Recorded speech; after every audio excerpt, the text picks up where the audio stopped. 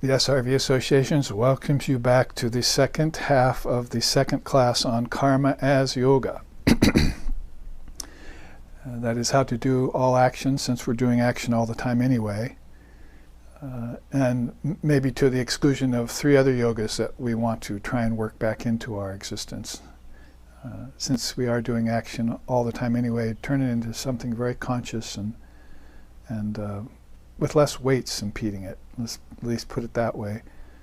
Because karma, as inaction, as we'll see by the charts in the second half, will allow us to do that. To do all work as worship. To labor as love.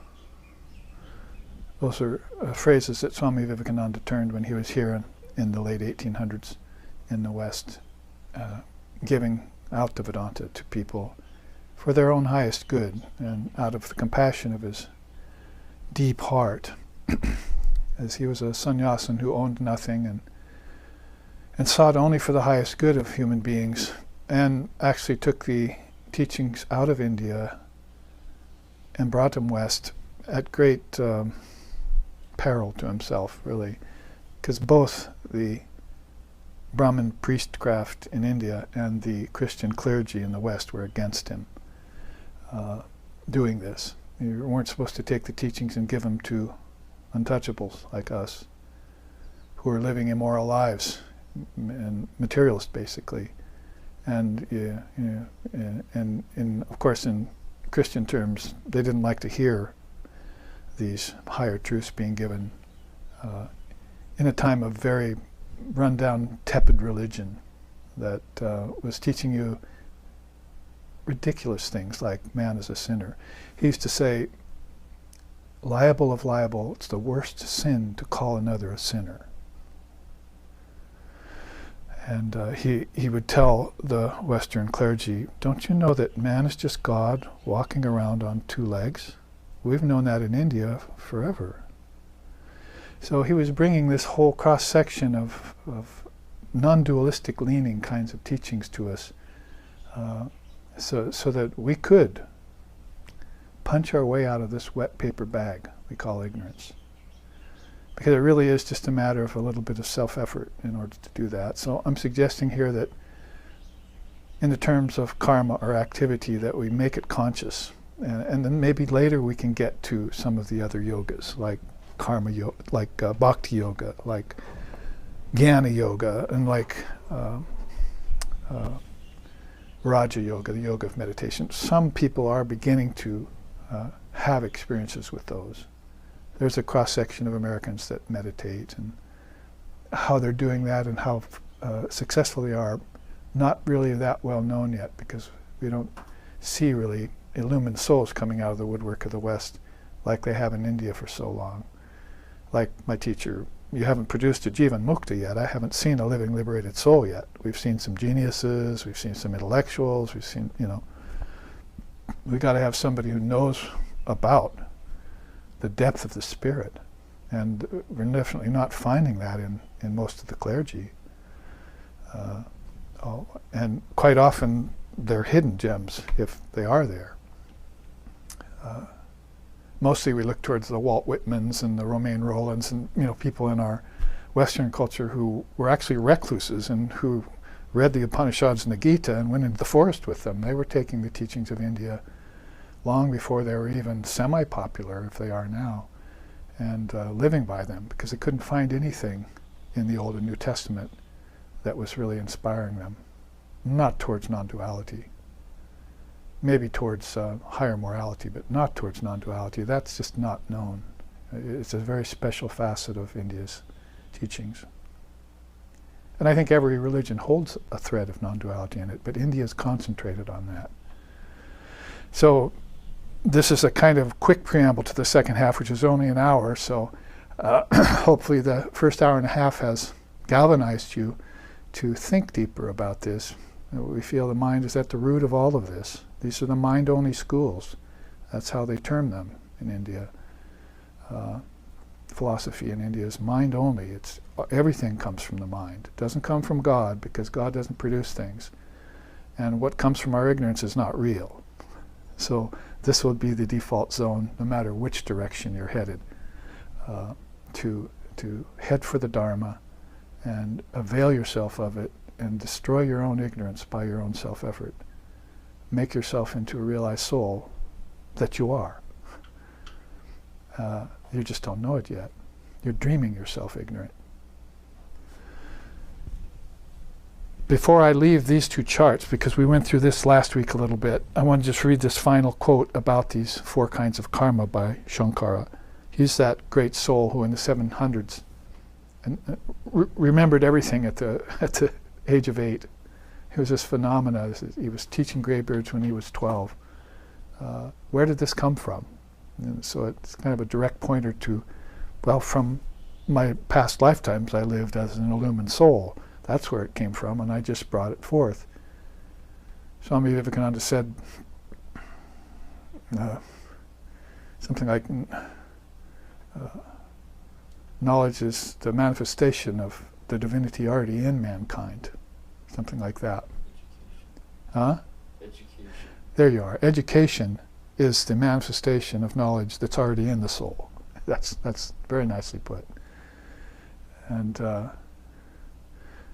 something like devotion is the manifestation of the love that's already in the soul. So he was really standing up for the fact that everything in you is complete, seamless, homogeneous, perfect. You cannot call another man a sinner then. It would be the worst sin to do that. You're coming from the wrong footing. You must tell them they're divine, their nature is divine, and make sure that they don't take that wrong. You see, oh, then I'm perfect? Well, I'm not quite saying that, you see. You've got a body, you've got defective senses that are outward going, you've got an ego that's not quite under your control yet. Let's say you're potentially divine, you see, and work on it. That's the safer way to go. And that doesn't actually tread on the toes of true non-duality, which some of the Westerners are doing nowadays. And they're saying, well, you're pure and perfect, you don't need to practice. Oh, that hurts my ears, you see, to hear that. My teachers never said that. You must practice very hard and do away with this ignorance that gives rise to the knowledge that all wisdom is within you. All knowledge lies within you is one of the 7 laws of yoga.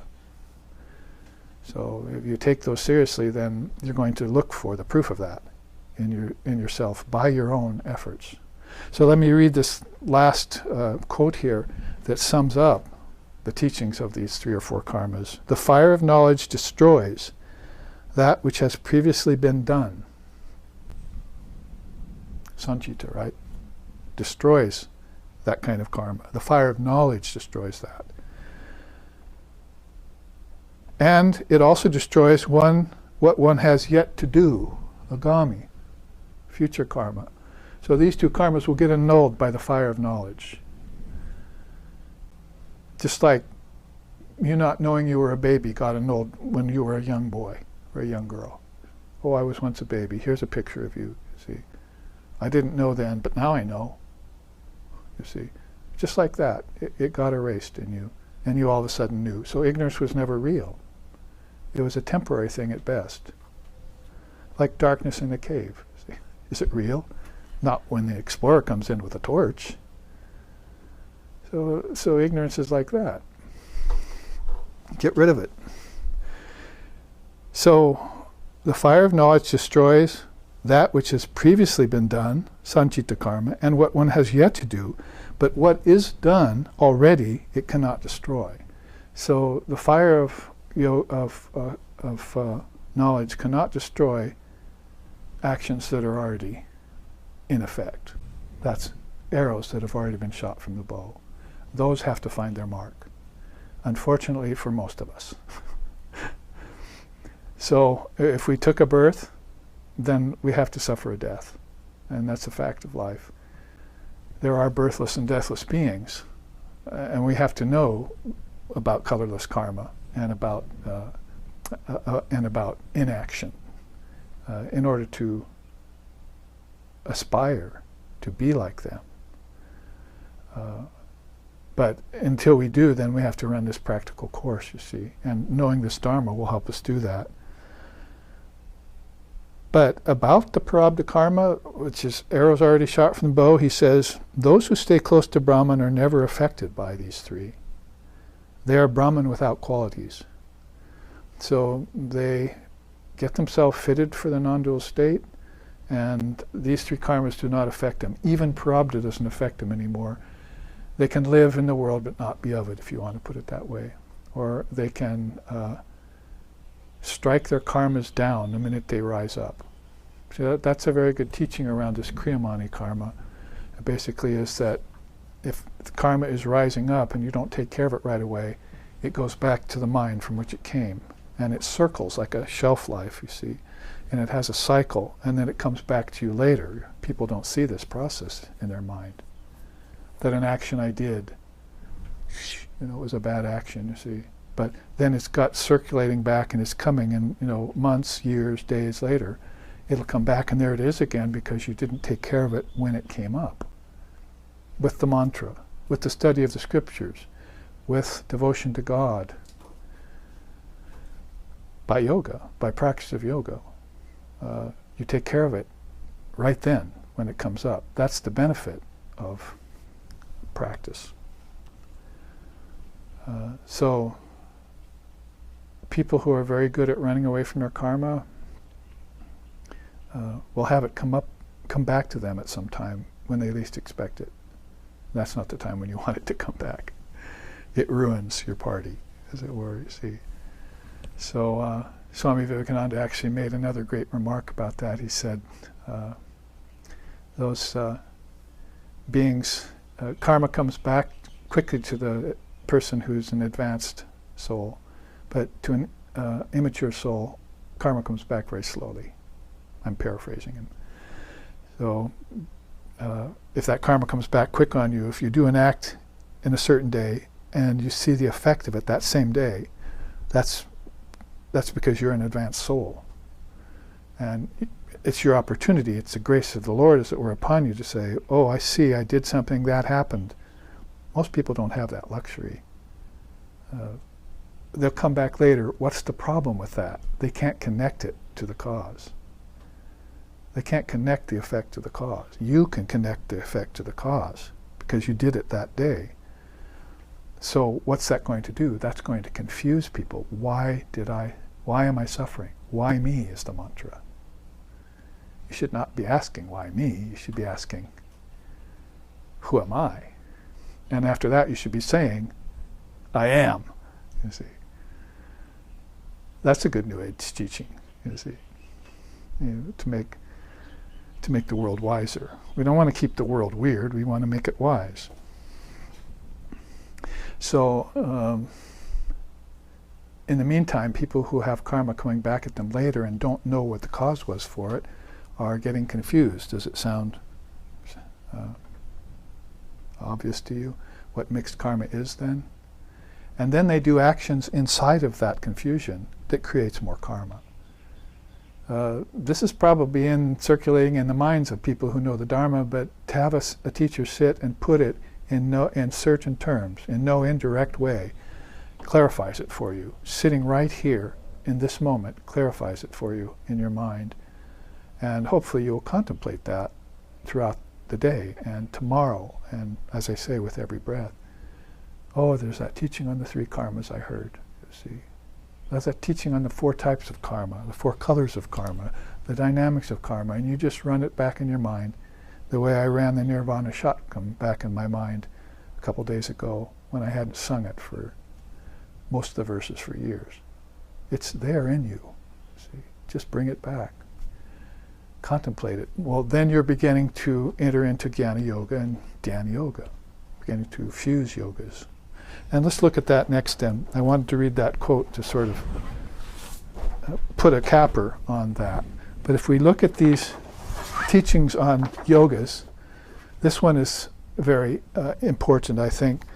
The waves of the ocean of awareness with its yogic waves is how I titled that.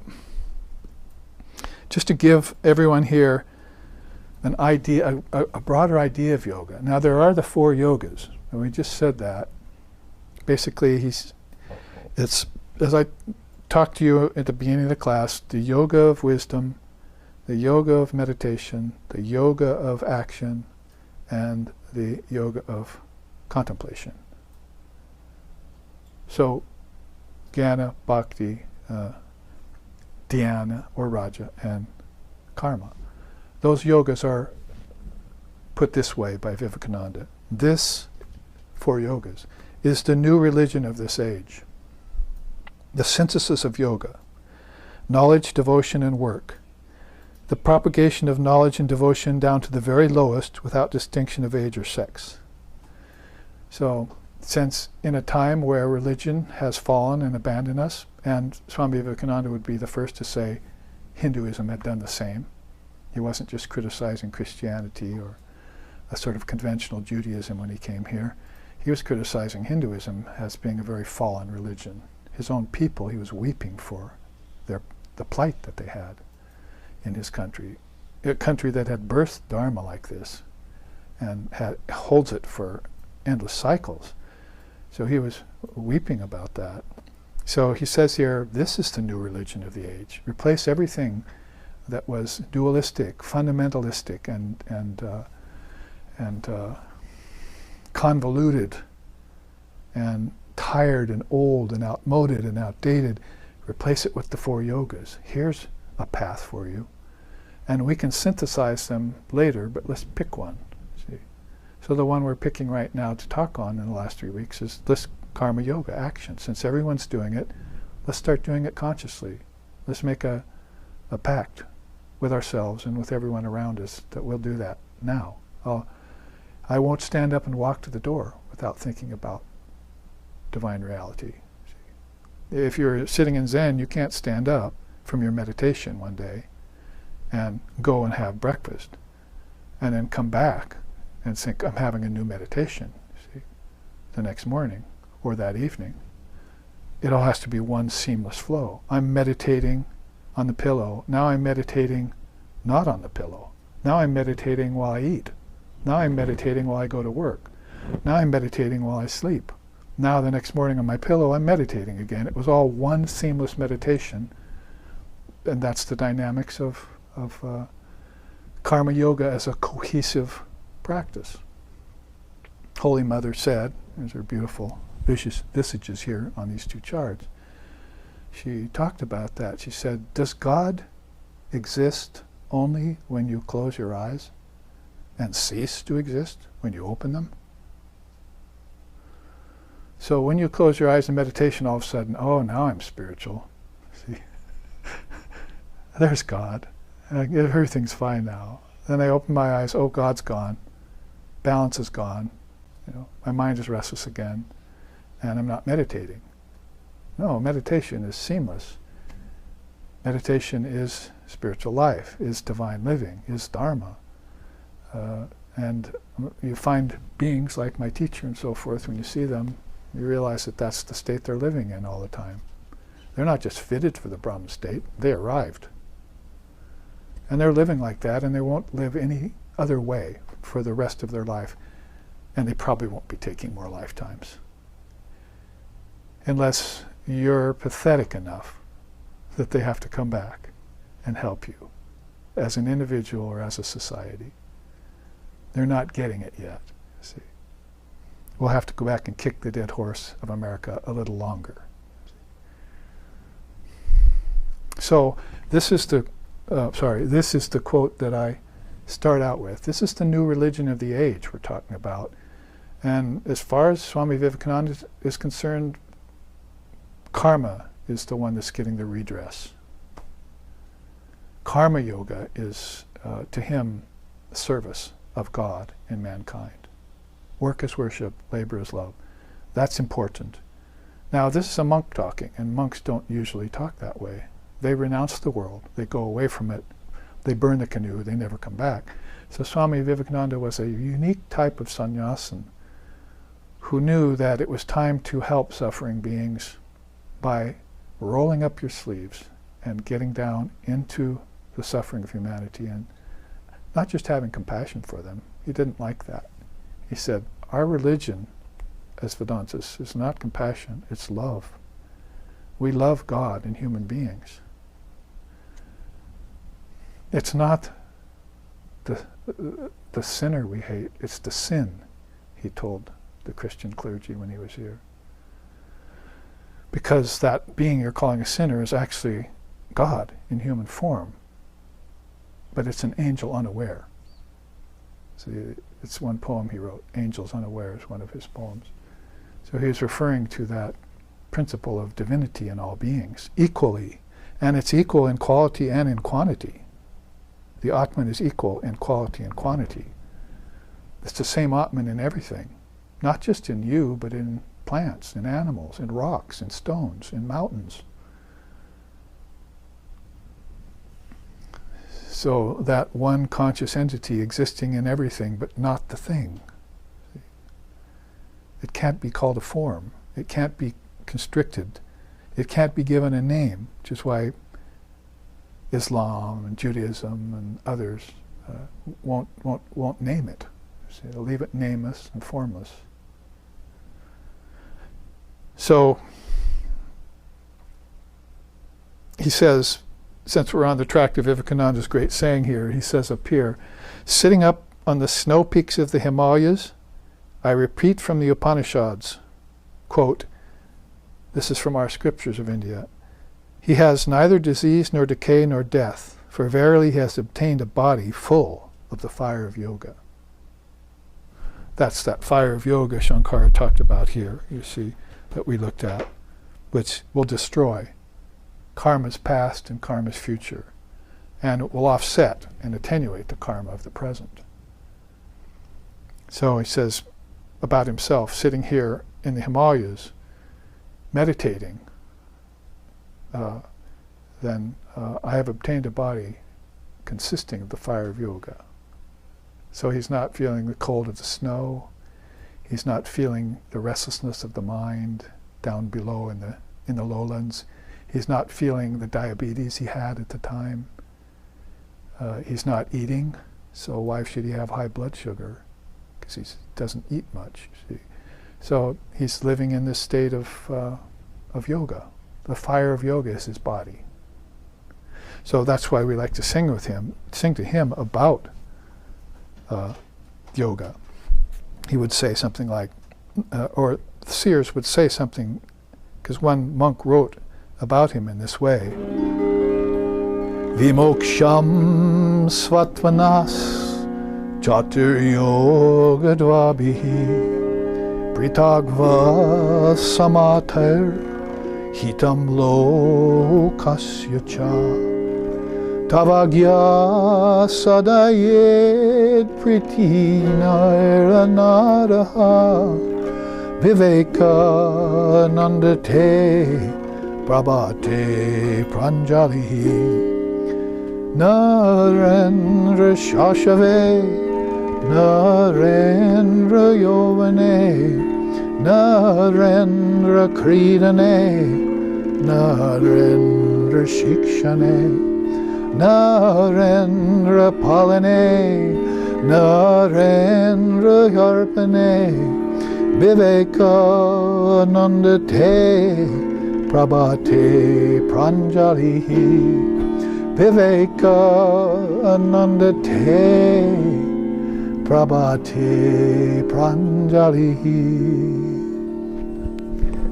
That's one verse out of 13 that this monk wrote in salutations to Swami Vivekananda. It says, O Vivekananda, your message transmitted from the platform of non-duality is for the realization of the soul and the good of the world. By reinterpreting and coalescing the four yogas and making them accessible and understandable to humanity, you have destroyed the foundations of ignorance in this age and ushered in a new era. In this auspicious dawn of illumination, O Vivekananda, we offer you our complete salutations. So the way people now by the millions feel about Swami Vivekananda, authentic teacher and harbinger of this Advaita Vedanta, non-duality, and placing it there in front of the Western people who are so confused by quantum physics and materialism that it brings, so confused by fallen religion, calling man a sinner and talking about eternal hellfires and so forth, all and so involved in war and violence, which is the first no-no in Hinduism. The very first rule in Hinduism is nonviolence. You know the word, ahimsa. It was made popular by Gandhi when he kicked the English out of his country at great cost to himself and others. But ahimsa is like the foundation of Vedanta. And it was there for Buddha, and it was there 2,500 years before Buddha with the Jains, these extreme nonviolent people. The world's gentlest religion. Jainism is the world's most gentlest religion. Islam is the world's newest religion. And they're all one, coming from one source. Why do you think the Hindus can get along so well with the Muslims? Better than any other country can. They cherish really at the deepest heart of each religion this idea of nonviolence. Muslim is not a violent religion. That's not Muslim. That's not Islam when you're talking about that. You don't understand. So in a day where war and politics and violence has gotten a hold of the collective human consciousness, we aver differently. You see, we stand by the nonviolent Dharma and its teachings as being the only solution to the ills of this world, the only solution, until such a time when there is no world anymore. That is, when you're in a non-dual state and you don't see a world here, you just see God. How to change, my sight to see nothing but divine reality around me. There are souls who have done that. They're like Ramana Maharshi, if you've heard of him, one of the most recent Indian seers of an Advaitic nature, had that ability to see all as Brahman. I am that thou art. Or I and my Father are one, if you want to put it in those terms. So this comes to mind when we think about this great teacher, Swami Vivekananda, this world teacher. See, two of his quotes being there. As far as the yogas, there's the four main yogas, but here's the yogas of the Bhagavad Gita. Ananya Yoga, the Abhyasa Yoga, the yoga of constant practice. Sankhya Yoga, the yoga of cosmology or 24 cosmic principles. Sannyas Yoga, how to give up the world. Vibhuti Yoga, the yoga of divine powers. Jnana Vijnana Yoga, the yoga of knowledge and higher knowledge. Purushottama Yoga, the yoga of the soul, the pure, perfect soul, the Purushottama. Akshara Brahma Yoga, the yoga of the imperishable Brahman, how God is imperishable, it's indestructible. Raja Vidya, Raja Guhya Yoga, the yoga of the supreme wisdom and the supreme secret. One of my favorite chapters. Jnana Karma Sannyasa Yoga, how to do all work in wisdom. There it is right there, you see. Shraddhatraya Vibhaga Yoga, Vishvarupa Darshana Yoga, the yoga of divine vision. Gunatraya Vibhaga Yoga, the yoga of the three gunas. The yoga of the field and its knower. The yoga of the evil and the divine beings. Daivasura, those who are divine and those who are demoniacal. And Moksha Sannyasa Yoga, how to get into a state of complete liberation. That's the 16 yogas of the Bhagavad Gita. 18. Each chapter has been named after a yoga. It's a path. That's the great scripture, I think, of the world, Bhagavad Gita. It's not just Indian, it's for everyone. Otherwise, Walt Whitman wouldn't have taken it into the woods and got inspiration from it when he couldn't find it anywhere else. He was a clergyman who was against the church. Finally, when it wasn't doing its job, you see. So he found the teachings of the Upanishads and the Bhagavad Gita, took him into the woods, became a recluse. He was living out the forest dweller, the old forest dweller pathway of India. It's before you renounced the world, you went into the forest and you retired from after your family was over, and you went into the forest and you just meditated on the Lord or divine reality, what we call Divine Mother in our tradition. Well, there's some other traditional yogas here, these waves in this ocean. Let's just take a picture taken right down here at our Hawaii coast. There's Advaita yoga, the yoga of non-duality. Antar yoga, the yoga of interior, discovering what's interior in you. Buddhi yoga, the yoga of your refined intellect. Charya yoga, the yoga of preparing yourself, you see. Laya yoga, the yoga of dissolving everything. Mantra yoga, the yoga that you proceed by reciting the Lord's name. Prema Bhakti yoga, the yoga of ecstatic love for God. Kriya yoga, the yoga of action. Now, spontaneous action, there's a good one for this class. See, we should be doing everything more in Kriya yoga fashion. We shouldn't have to think about it so much. We may have to go through a period of that. After that, we should just be inspired to act spontaneously and know that that's the right thing to do. Call it intuition if you want, but I would call it higher than intuition. Vasana yoga, how to destroy desires. Vasanas are desires. They're bringing you back into the body.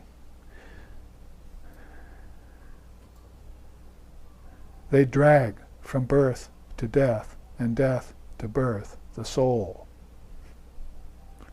Vivekananda sang in one of his songs. They drag from birth to death, and death to birth, the soul. So give them up. Fulfill them if you can, but give them up. Dhyan yoga, I just said that's meditation, or Raja. Brahma yoga, the yoga of Brahman, of course, the highest reality. And Siddha yoga, the yoga of perfection. So there are all these yogas. There's Ashtanga, there's the eight-limbed yoga there, which is really Patanjali's yoga, which is the yoga of Raja. It's one of these four main yogas here that he's talking about is Ashtanga. It means eight-limbed. So that starts with ahimsa, proceeds through sitting, breathing, then getting rid of the objects, both outside and inside, then purifying the mind and getting meditation, allowing yourself to be in meditation. See? So when you go and sit, it's not something you're told to do, or you feel you have to do, or something that you do because you want something. It's something you do because you love it, you see, because God is there. Maybe only when you close your eyes first He's there. He, she, it is there, you see. But then after a while it's there with eyes open and eyes closed, both. And that's seeing God in everything. And there is no world anymore for you. They say the world goes away, you see. The world goes away completely. So you realize, what's that mean? You realize that God and the world are not two things. That's one of our problems with duality. We think God and the world are two different things. Actually, there is no world. There never was. It's a dream. Brahman is the only reality. So focus on that. Thou shalt love thy Lord, thy God, with thy whole heart, thy whole mind, thy whole soul, isn't it? Whatever tradition you go to, you'll find. Separate the wheat from the chaff, and then enjoy the wheat. Might not be the best teaching for people's dietary considerations nowadays. Health food stores certainly aren't liking it. But you get the point.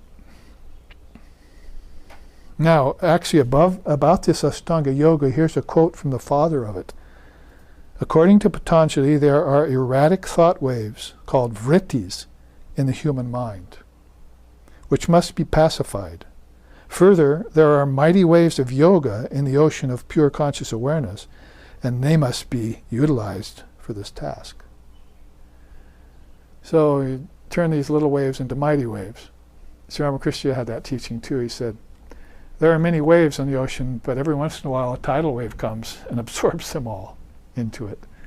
So you want that mighty wave called an avatar, or a great soul, to come and take your mind away from all the menial, unreal, insubstantial thoughts, concepts, broodings, misfiances that are occupying your mind all the time against your will. Don't you want peace of mind? You should have peace of mind first and foremost. Then everything else will run perfectly in your life. You won't worry, you won't brood, you won't have stress. All those things will go away, and that's not even the half of it. You'll finally realize the bliss of your divine nature and live in it. Brahma Yoga. You'll live in Brahman. Actually, that's a kind of involved chart, but I went through it faster than I've ever done before. So let's go on.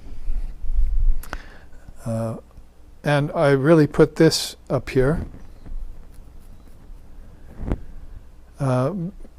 because it has these three factors, one of which is karma. Now, we went through this in Portland, Oregon about a month or so ago. I think it might have even been on a live streaming, or it was at a retreat, but basically along the Columbia River Gorge, that retreat we had. But basically, how to destroy karma is fleshed out on this chart by Sri Sharda Devi, you know, who we sing to also, as actually I'm thinking of it.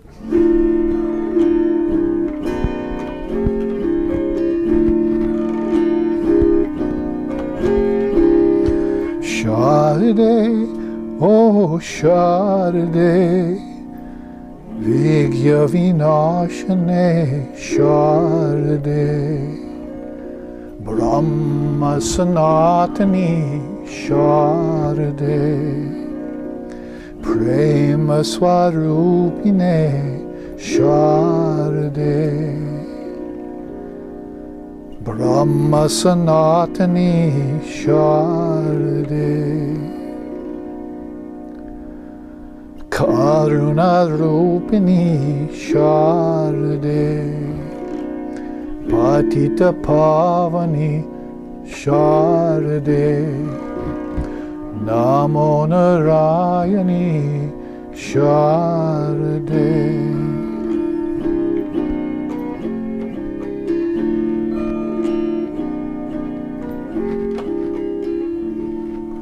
So, Sharda Devi, we sing to her. One of the songs, many, many songs that's written about her, who is the Holy Mother to millions of people now. The only woman I can think of who is at the head of one of the major religions of the world. And whose humble demeanor, because they also sing to her sometimes, they sing Gunahina Sutan Aparada Yutan Kripayadya Samudara Mohagatan Taranim Bhava Sagara Parakarim Pranamami Param Jananim Jagatam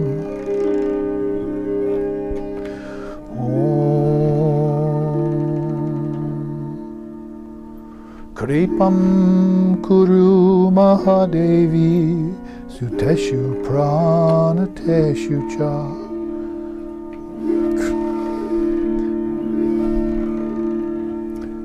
Basically,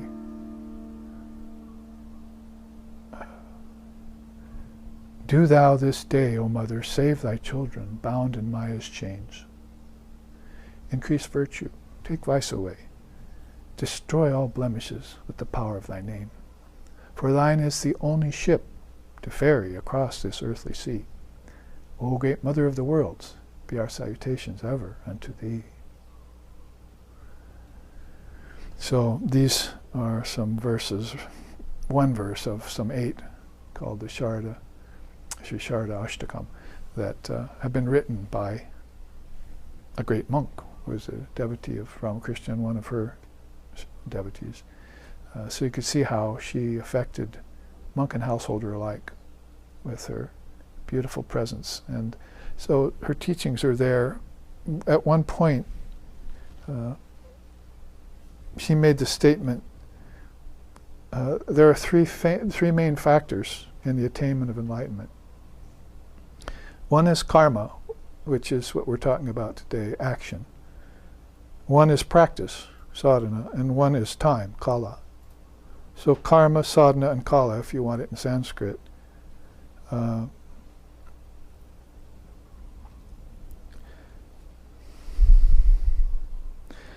So she says here at her top quote, through spiritual practices, the ties of past karma are cut asunder. But the realization of God cannot be achieved without ecstatic love for Him. Do you know the significance of japa and other spiritual practices? By these, the dominance of the sense organs is subdued. So japa means recitation of the mantra in deep contemplation, attended by meditation. These are, japa could almost be another yoga, japa yoga. But she got the name given to her, Japaharini. So it means made perfect, or probably would say perfect in the art of japa. She knew all the deities inside of her, and she knew how to connect them to their specific mantras. So if you can call on God using one of His names, it's more likely to look at you. If you're walking down the street and somebody calls out a name and it's not yours, do you look? So it's the same with the Lord when they pray to Him. They don't know what to call Him. They probably don't even know that He's not a He either. Can manifest as a He or a She, so beautifully, of course, in terms of Ramakrishna and Sharda.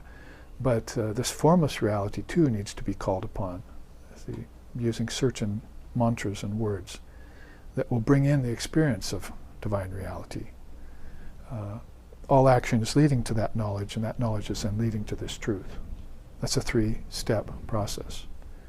Put in very general terms, that you need to be enacting all the time, every day, as we're saying. So this is one quote that kind of ushers us into this chart. What I want to skip to without going through all of it, because you already know that she thinks the 3 main factors of getting free are activity, time going by, and practice. So basically you should spend your time practicing to get rid of these karmas, if you want to put it succinctly. What I really wanted to concentrate on here is how to destroy karmas with this process. First of all, awaken to the insidious presence of Maya. We don't know we're in Maya. It's sort of like pigs are happy in filth. See? But there's maybe a nicer way of saying that. Fish don't know that water exists. So, they get together in schools and discuss that, you see. But basically, they don't ever know. See? So we don't know that all this is Brahman. See? And in the same way, we don't know that everything we think is real is not real at all. Didn't quantum physics show you that already? That objects were nothing but swirling particles, and they only have a billionth of a second life? Doesn't that sound like shifting sands to you? Can't you put it together like the Buddhists did and call it empty now? And give it up? And be yourself? You can move amongst objects. That's what yoga has said here. You can move amongst objects, but you have to know that they're a part of your dream projection, that you gave rise to the objects through your thought. She used to say that. She said, objects, anything, this instrument, the book, the iPad, whatever, those are just thoughts made manifest. They're ideas concretized.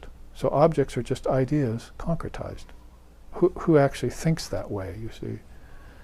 Don't you bring them out of ideation and dream and put them into waking? And then when you leave waking, don't you go back to the dream of the iPad? Wasn't I looking at this iPad in my dream last night, thinking, I have to give a class tomorrow?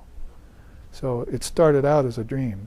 It started out in my thought, which is why you can't destroy it. You can destroy what's here, apparently, but you can't destroy the cause to it.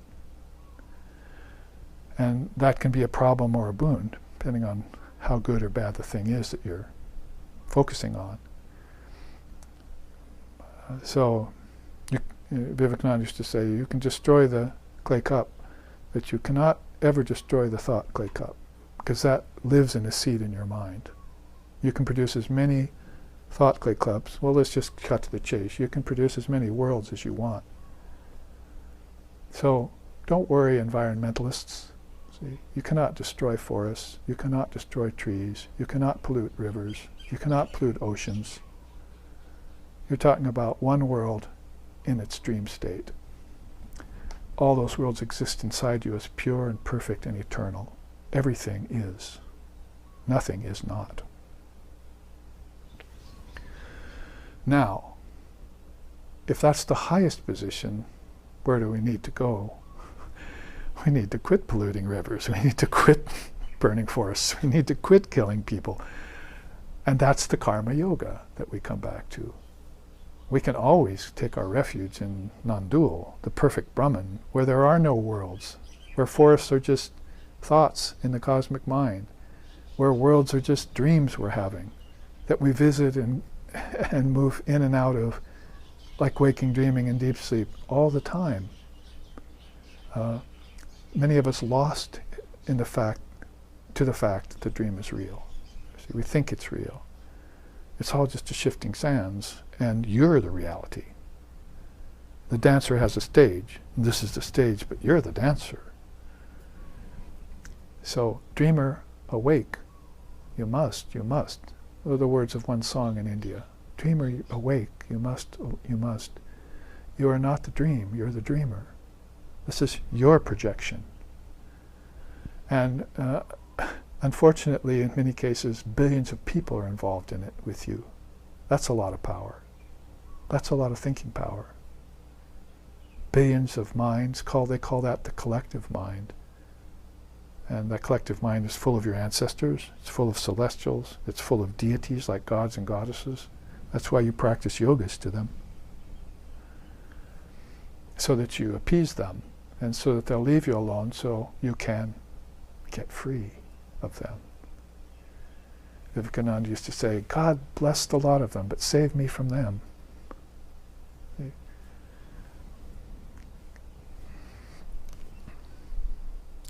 How many times did that man burn his canoe? But he managed to refashion one to come back and help us in this age. So some of this is just a running commentary on awaken to the insidious presence of Maya. Maya is what? Name, form, time, space, and causation, karma. Nama, rupa, desha, kala, nimitta, Sanskrit. That's Maya. So I just said science has proved to you that name and form are actually insubstantial. There's no substance to objects. So why are you so attached to them, number one? Number two, your mind projected them. So why are you so suffering so much when you lose them? You see, you shouldn't have ever attached to them in the first place, then you wouldn't have ever suffered to lose them. But since you were attached to them, you lost them, get them back again. Oh, my dog died. Get another. Just a dog. Why be so sentimental about it? Be bold, be strong. See, nothing ever dies because it was never born. You're on the wrong philosophical footing, and you're suffering because of it. That's called ignorance, avidya. I think Gandhi and Vivekananda and others all said there's only one sin in India, and that's ignorance. Call it weakness. Strength is the remedy for it. Be bold, be strong. Know that you're God walking around on two legs, and come to know that fact. Have the courage of your convictions. Stand up for something real. Don't just idealize the real. Realize the ideal. That's how my teacher used to say to me. Don't just idealize the real. Like, oh God, you're so great up there and all this. Realize the ideal. If you know what the ideal is, then realize it in this very lifetime. That's called Jivan Mukta. Well, if I go on too long, each one of these, we'll never get through them. Let's go to the second one. Recognize the limitations of name and form in nature. When you come to the garden, keep in mind that there's a master gardener out there. Go find him, or her, or it, or that, however you see it. Perceive the suffering-ridden nature of relative existence. I mentioned that in the first half. It is the first noble truth of the Buddha. Realize that all suffering is, all existence is laden with suffering. That is relative existence. And use that as a way to free yourself from it. The suffering of this world has gotten into the very marrow of my bones. Who said that? So, beings like Krishna, whom we had teachings from the first part of this class, and Lord Buddha, whom I've mentioned throughout it, and now Sri Sharda Devi, the Holy Mother, follow the middle path. Although Buddha was very extreme non-dual and very ascetic, his path really was a middle path kind of path for most beings. So you have three exemplars of the middle way there. So that's going up the middle, instead of going to the highest or falling to the lowest. You're going up the middle. That's the path of the householder, path of the warrior, if you want to put it that way. And so you make your way through it, going up the middle like that.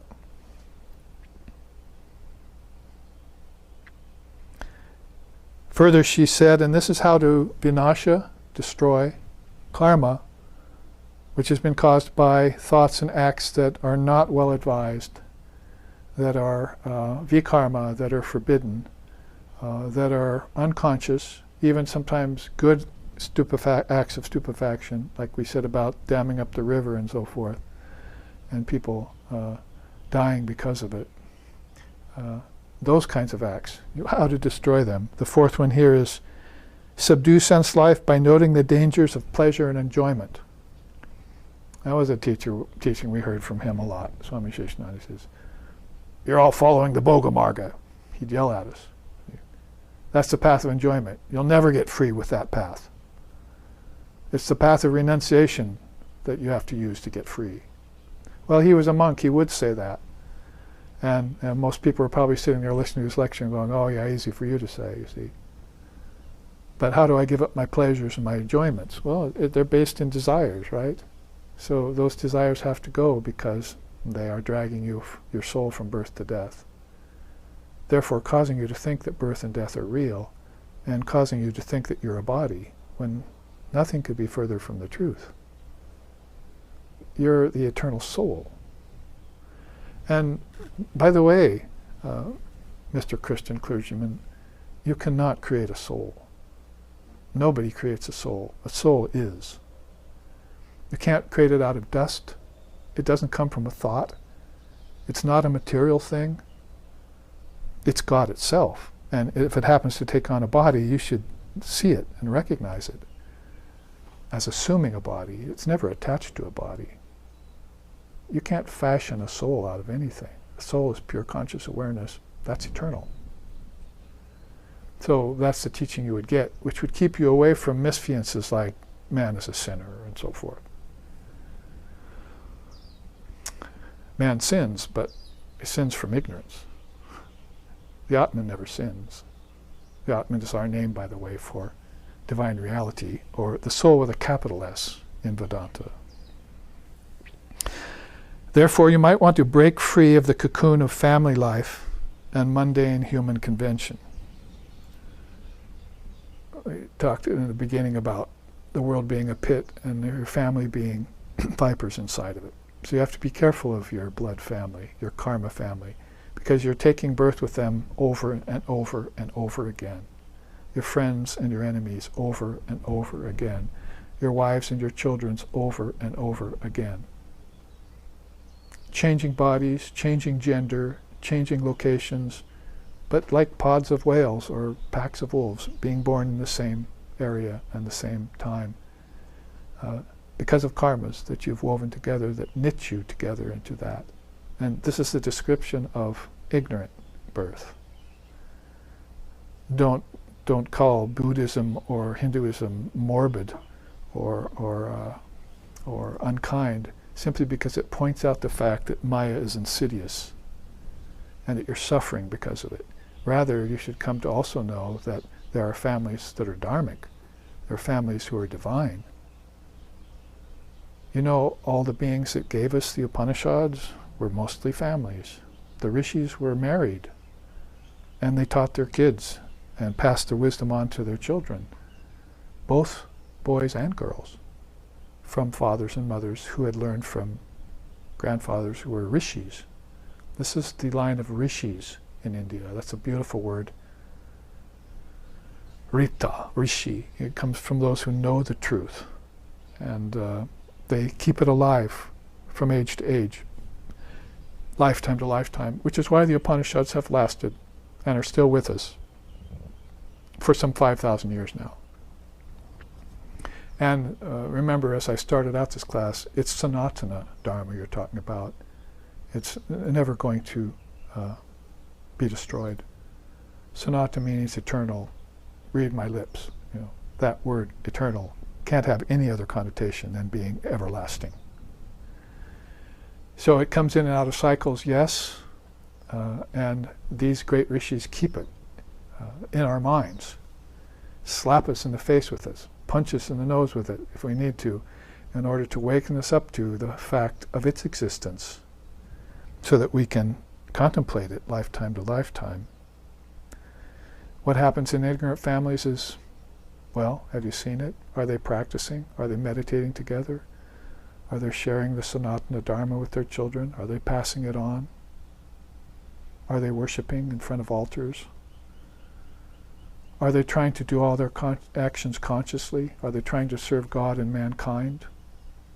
If they were, then it would be a much better world. Less mixed. Scrutinize the links to your ancestors and break the chain of rebirth with them. Well, we might as well go straight back 2,500 years, which is 550 years before Jesus, when Buddha lived, because that was one of his main teachings. You've become imprisoned by your ancestors. You're being reborn with them again and again. Snap the chains of rebirth. Wear the body for the last time. Sit on the banks of the river. Don't go around in cycles all the time.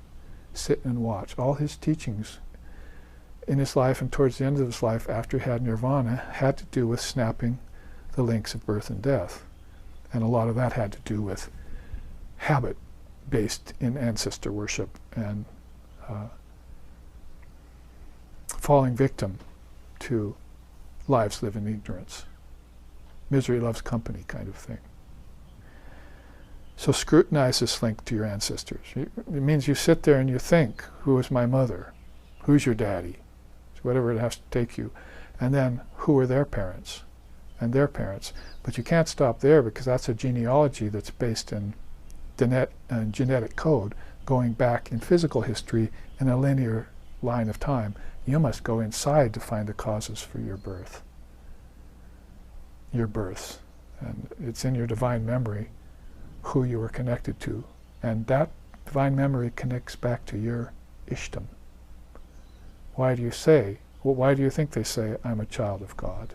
Is that just, isn't that a nice New Age phrase? No, I actually am. Because I can trace my lineage back to Krishna, or back to Ram, or back to Buddha, because he had a child. So I trace my lineage back to these great beings through many lifetimes. And as I said, it's all interior. It's antar yoga, you see. That's one of the facets of it, is that I go inside and make these connections and see that I have links to other beings. And those beings who come forth in your life who are precious, who are your beloveds, like Muhammad was the guide to that Muslim practitioner in the story I gave in the first half. And those are the real souls you want to trace to and meditate upon them as the reality. They're your true family, as I said. They're spiritual family, free of binding karmas. So if you have binding karmas and you want to destroy them, vinasha means to destroy, then you might want to concentrate on the real article, the divine reality. And as you do, you'll find out, oh, there's some things in the way here. I still love the world more than I love God. I still follow my ancestors more than I'm following my guru, and so forth and so on. This has to change. Let's make this change and start to live dharmically and live in a divine way. And maybe I want to start off with changing the nature of my actions. You see, do karma as yoga. Along the way, I might want to inspect individual thoughts and habits and connect them to actions in past lifetimes. Probably almost just pre-spoke myself there, you see, because that's exactly what karma as yoga would entail. Inspect your individual thoughts and habits and connect them to your actions in past lifetimes. I'm the way I am because of the way I acted before, because of arrows shot out of the bow. And I don't have anyone to blame for that self, not God nor devil, except myself. These are my actions. So these last two are very important. Scrutinize the links to your ancestors and inspect your own thoughts. You know how our founder put that. An Eskimo inspects snow conditions every day. His life depends on it. He's living in a very rugged terrain. Well, this world is that very rugged terrain, and your consciousness is peppered with polar bears and freezing conditions and yellow snow and all sorts of other problems out there you're going to have to be careful of. So you should inspect it so you know where to go and where not to go with it. And maybe you'll even want to get water from it if you're thirsty. You have to know everything about it. So you inspect your own consciousness. See, people don't do this. This is part of your mental yoga that people aren't doing. They're just catering to the body with yoga. Now you actually sit and take your mind as your subtle body. You look into it, you find out why you are the way you are, why you think the way you do, and who you think that you are when you're really not. I'm not the ego, body, mind, mechanism. I'm not the psychophysical being. I'm not the five senses and the body. I am Atman, all abiding. I am pure conscious awareness. I am timeless and deathless. And reinforce these great truths for yourself. And as you do that process, some of these karmas will be destroyed. They will at least be brought up so that you can put the laser of spiritual practices upon them. Otherwise, if they stay hidden, you never can. You've got a laser gun, I'll shoot it here and shoot it there randomly, you see. But I need to bring them forward. And this is why Japaharini, why she said, here, take this mantra, because these will bring your karmas up. So, Dharma teachers, you see, some of us give the mantra. They come back to us with the mantra and say, my life just went to hell. Take this mantra back. I said, no, that's the point, you see. It brought up your karmas. Now, here, use these tools and destroy them. You'll be free. It was meant to do that. The name of God is a purifying thing. Hellfires are the purifying fire of Allah. You think you're in hell, but you're actually purifying yourself when you take a practice like that, but you have to persevere through it. You can't run away with your tail between your legs at the first sign of problem and trouble. This is what the father of yoga says, facing off with your sufferings. And why Krishna says, what's sweet in the beginning turns sour later. That's the Bhoga Marga, the life of pleasure and enjoyment Westerners are living. But what's sour later, is, what's sour at first is what you want, because it turns really sweet later. That means practice is sour. It's hard to do practice. It's hard to sit down, think of yourself as not being the body, thinking of yourself as a mind, going into the mind and finding that the causes of all your problems are there in your head. And that it's only manifested outward later, and then you mistook the fact that all your problems were external, when they really were from your own mind. So that's mental yoga, that's antar yoga, that's charya yoga practice, that's all these yogas that they want you to do. Pick one, choose it, practice it, accomplish it, be free. Which brings us to the last one of these. In remaining time was just a few minutes. Meditate with the specific aim to dissolve all mental residue that binds the mind to relativity. So your meditation has to be directed specifically to dissolution. Say Om Namah Shivaya, you see, if you want. That's the mantra of dissolution. Om Namah Shivaya. Shiva is the god of destruction, which means he's all knowledge that destroys ignorance. So you take a mantra like that and you practice it and you face off with your sufferings. You get free in this very lifetime. So let's end with Holy Mother's last quote here. Perhaps one practices japa, that's the mantra, and austerities in this life.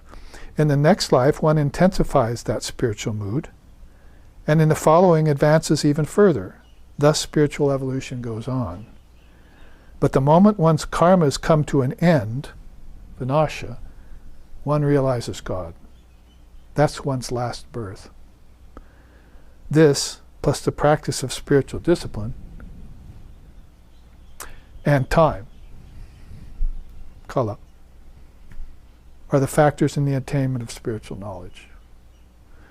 A very beautiful, precious, threefold teaching, not put in that way very often, or that I've found in the scriptures, that she gave us in the early 1900s as she became the Divine Mother of the Ramakrishna order and the mother of probably 5 or 6 million people now and growing. So we look to her as the Patitta Pavana, the destroyer of all suffering.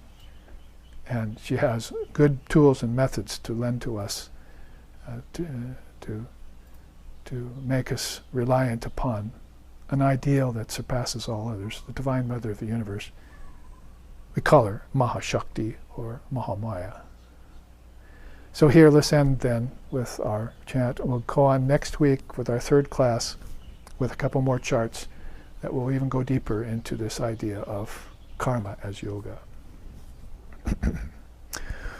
Om Tachnayo, Om Tachnayo Ravrini Mahe, Gatong Yagyaya, Gatong Ye Nupate, Daivi Swastarastu Naha, Swastir Manusebhyaha, Urdvam Jagatu Bhesajam, Sangno Astu Dvipade Sangjatushpate, Om Shanti Shanti Shanti. May we make a sincere and complete offering of the small self into the great self. May we always delight in this offering and revere the Lord and Mother of all sacrifices. May divine blessings be upon us. May peace come into the entire human race. May healing, well-being, and prosperity then also come and abide among us. Om peace, peace, peace. May peace be unto us. May peace be unto all. Om Hari Om.